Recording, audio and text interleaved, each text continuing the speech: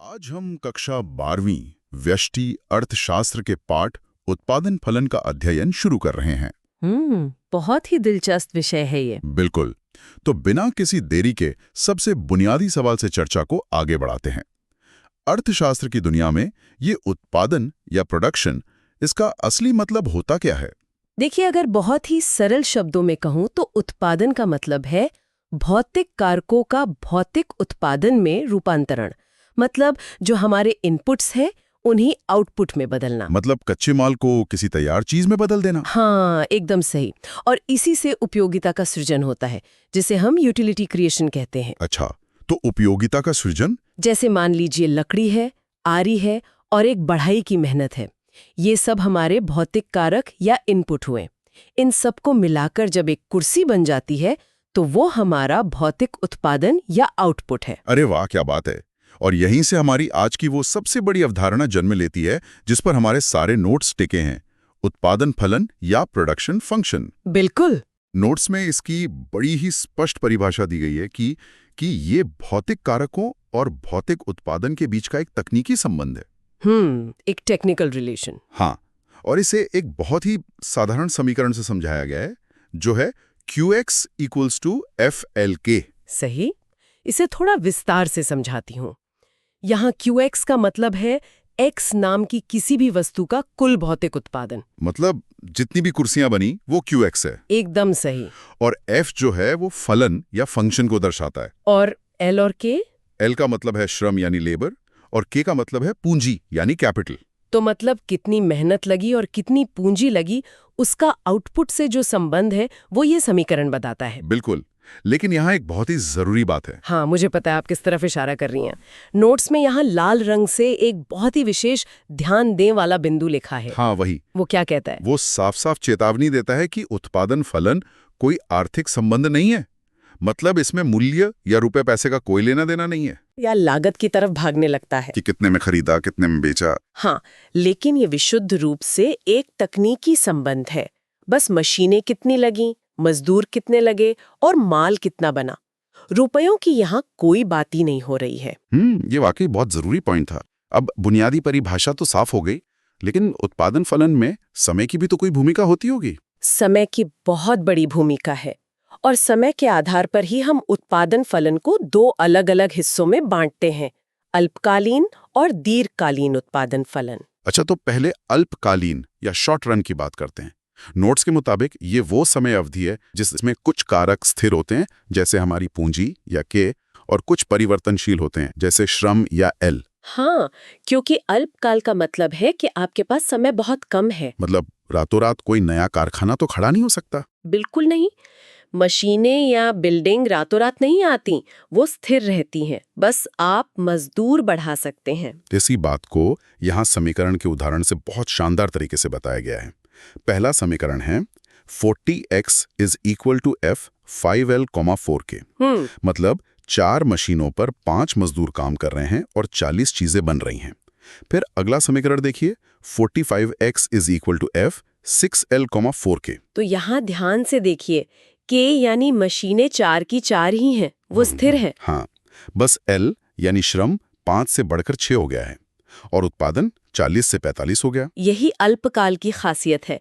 लेकिन इसके ठीक उलट अगर हम दीर्घकाल या लॉन्ग रन की बात करें, जहां समय ही समय है। बिल्कुल, वहां सभी कारक परिवर्तनशील होते हैं। आप नई जमीन ले सकते हैं, नई मशीनें ला सकते हैं, मजदूर बढ़ा सकते हैं। इसका उदाहरण तो और भी मजेदार है। समीकरण था 40x = F 5L, 4K। अब इसे बदलकर कर दिया 80x = F 10L, 8K। तो यहाँ क्या हुआ? श्रम यानी L को 5 से 10 कर दिया गया, पूरा दुगना। और पूंजी यानी K को भी 4 से 8 कर दिया गया, वो भी दुगना। एकदम सही। और दोनों को साथ साथ दुगना करने का नतीजा ये हुआ कि उत्पादन भी 40 से सीधा 80 हो गया।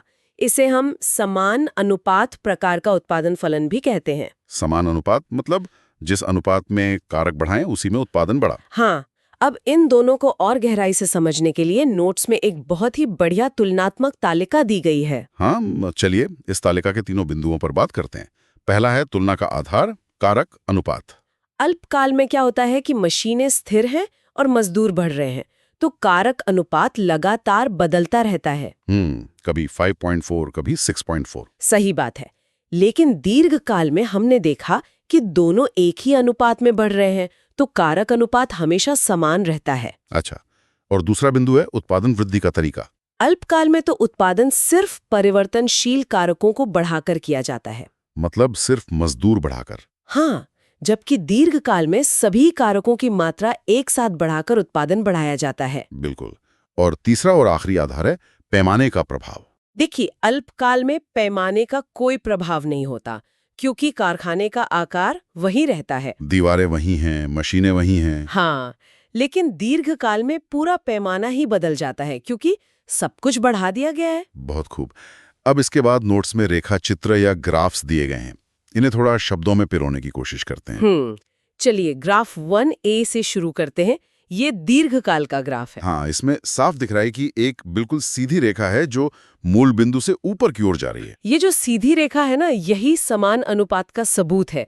ये दिखा रही है कि जिस रफ्तार से x अक्ष पर श्रम बढ़ रहा है, उसी रफ्तार से y अक्ष पर पूंजी बढ़ रही है। बिल्कुल, दोनों एकदम कदम मिलाकर चल रहे हैं। लेकिन वहीं दूसरी तरफ ग्राफ 1B की शक्ल ही अलग है। ये अल्पकाल का ग्राफ है। इसमें क्या अलग है? इसमें y अक्ष पर पूंजी को O के बिंदु पर रोक दिया गया है और वहां से बस एक सीधी लेटी हुई यानी क्षैतिज रेखा खींची है। वो क्षैतिज रेखा चीख चीख कर रह रही है कि पूंजी अब और नहीं बढ़ेगी, वो स्थिर हो चुकी है। और x अक्ष पर केवल श्रम बढ़ रहा है OL1 से OL2 तक। यही अल्पकाल की असली पहचान है। तो अब जब हम अल्पकाल को इतना समझ ही चुके हैं कि उसमें कुछ कारक स्थिर होते हैं, तो सवाल ये उठता है कि ऐसे में उत्पादन नापा कैसे जाता है। इसके लिए अर्थशास्त्र में उत्पादन की 3 बहुत ही अहम धारणाएं दी गई हैं: कुल उत्पाद यानी टीपी, सीमांत उत्पाद यानी एमपी और औसत उत्पाद यानी एपी। अरे हाँ, नोट्स में इनके लिए अलग अलग तालिकाएं भी दी गई हैं।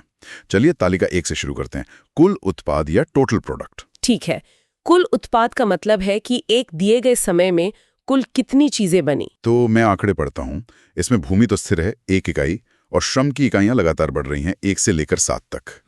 तो आंकड़े ऐसे हैं, जब 1 मजदूर है तो टीपी 2 है, 2 मजदूरों पर 5 हो गया, 3 पर 9 हो गया। यहाँ अगर हम रुककर इसकी प्रवृत्ति को देखें तो शुरुआत में कुल उत्पाद बहुत तेजी से बढ़ रहा है, 1 से 3 इकाइयों तक। अच्छा, फिर आगे 4 मजदूरों पर ये 11 हो जाता है, 5वें पर 12 और छठे पर भी 12 ही रहता है। मतलब अब इसकी रफ्तार धीमी हो गई है और छठी इकाई पर ये अपने अधिकतम स्तर 12 पर पहुंच गया है। लेकिन जो सबसे अजीब बात है वो ये है कि 7वें मजदूर के आने पर टीपी बढ़कर 13 होने के बजाय गिरकर 11 हो जाता है। हाँ, ये बहुत ही चौंकाने वाला लगता है। मतलब ये कैसे हो सकता है? नया मजदूर काम पर आया है तो उत्पादन तो बढ़ना चाहिए ना, ये तो कम हो गया। इसी गुत्थी को सुलझाने के लिए हमें तालिका 2 की तरफ चलना होगा, जो सीमांत उत्पाद या मार्जिनल प्रोडक्ट के बारे में है। अच्छा, सीमांत उत्पाद मतलब क्या? सीमांत उत्पाद का मतलब है कि उस एक अतिरिक्त मजदूर के आने से कुल उत्पादन में कितना इजाफा हुआ। इसका सूत्र नोट्स में दिया है, MPN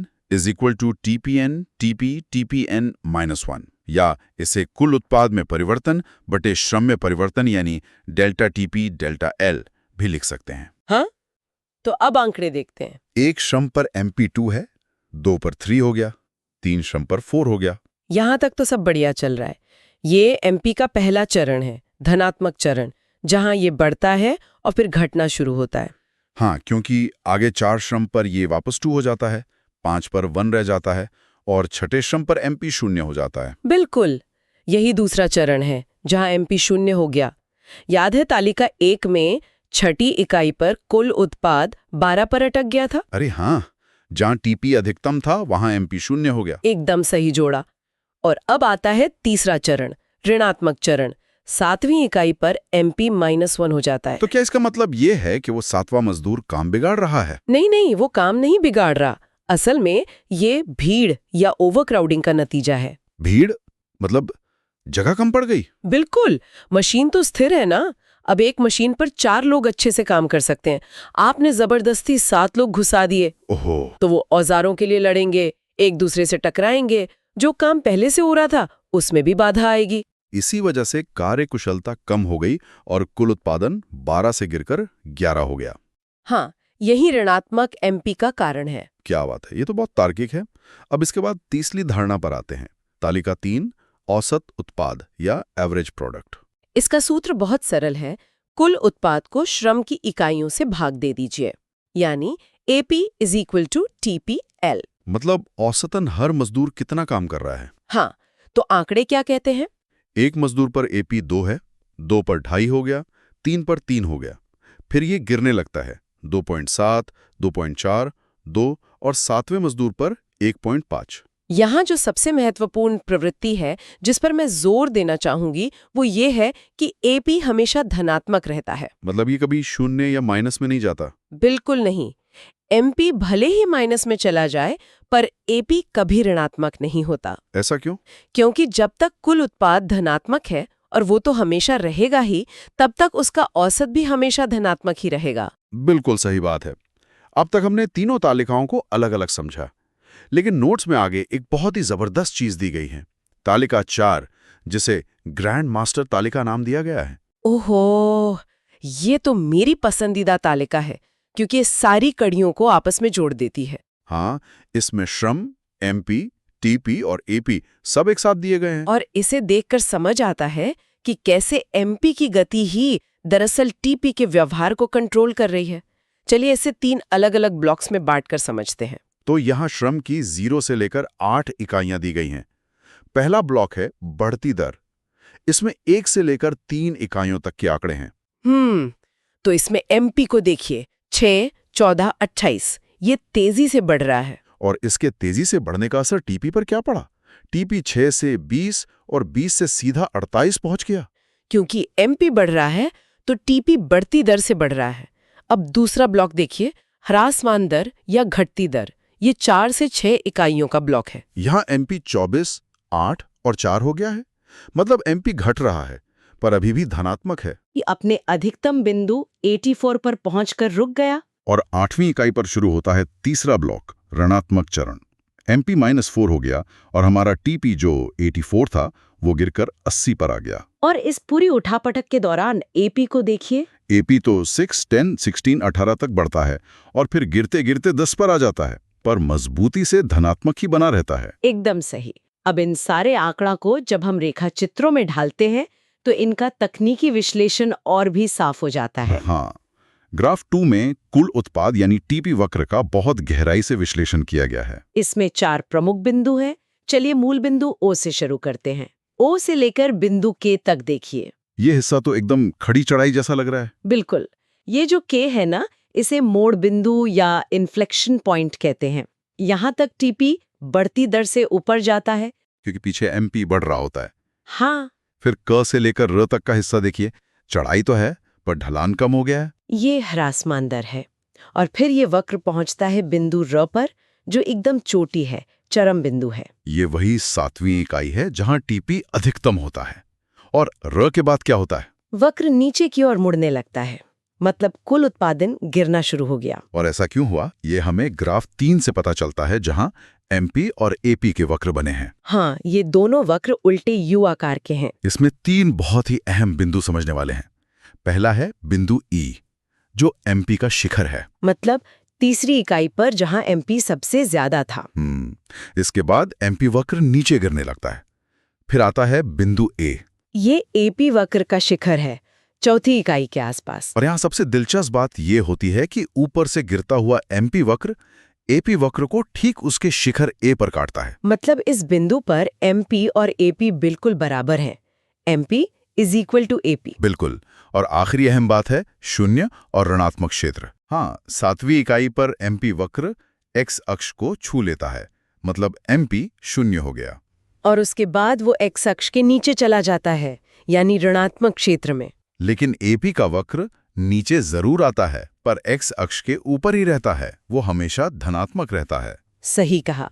अब ये जो पूरी चर्चा हमने की है ना, तालिकाओं और ग्राफ्स की, इसे नोट्स के आखिरी हिस्से में एक महासंश्लेषण या ग्रैंड सिंथेसिस का रूप दिया गया है। महासंश्लेषण मतलब इन सारे चरों के बीच के कुछ सार्वभौमिक नियम। हाँ, तो चलिए महासंश्लेषण 1 को देखते हैं, जो MP और TP के संबंध को बताता है। इसे 4 स्थितियों में बताया गया है। मैं पहली स्थिति बताता हूं।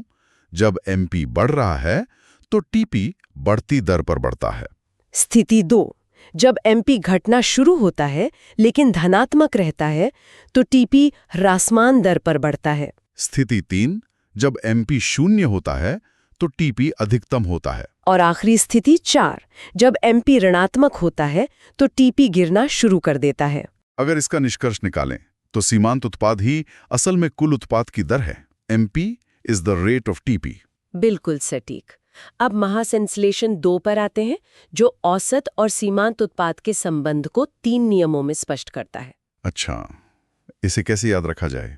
इसे ऐसे समझ लीजिए जैसे किसी बल्लेबाज का औसत।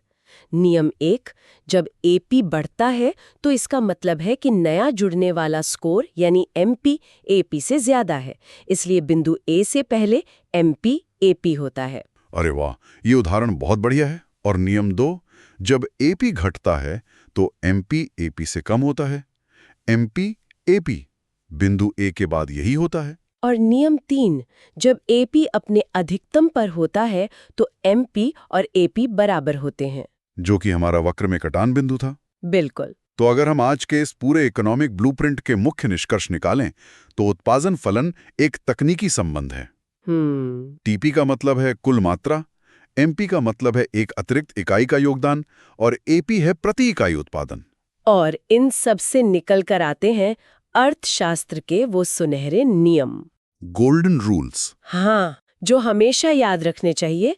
पहला, जब एमपी 0 तो टीपी अधिकतम होता है। दूसरा, जब एमपी 0 यानी ऋणात्मक होता है तो टीपी में गिरावट आने लगती है। और तीसरा, जब एपी अधिकतम होता है तो MP is equal to AP होता है। ये नियम तो किसी मंत्र की तरह याद हो जाने चाहिए। बिल्कुल, इनके बिना अर्थशास्त्र अधूरा है। सही कहा।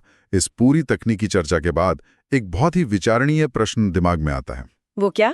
सोचिए, अगर वास्तविक दुनिया की कोई कंपनी बिना सोचे समझे केवल मजदूर बढ़ाती जाए कि भैया उत्पादन बढ़ाना है तो बस लोग भरते जाओ। हाँ, और वो सीमांत उत्पाद के ऋणात्मक होने के सिद्धांत को पूरी तरह नजरअंदाज कर दे, तो उस व्यवसाय का क्या हश्र होगा? बर्बादी और क्या। बिल्कुल। ये सोचने वाली बात है कि कब रुकना है, ये जानना आगे बढ़ने से भी ज्यादा महत्वपूर्ण हो सकता है। बहुत गहरी बात कही आपने। छात्र हित में ये उपयोगी वीडियो बनाने के लिए हम मुकेश कुमार जैन जी, प्रवक्ता अर्थशास्त्र का धन्यवाद करते हैं।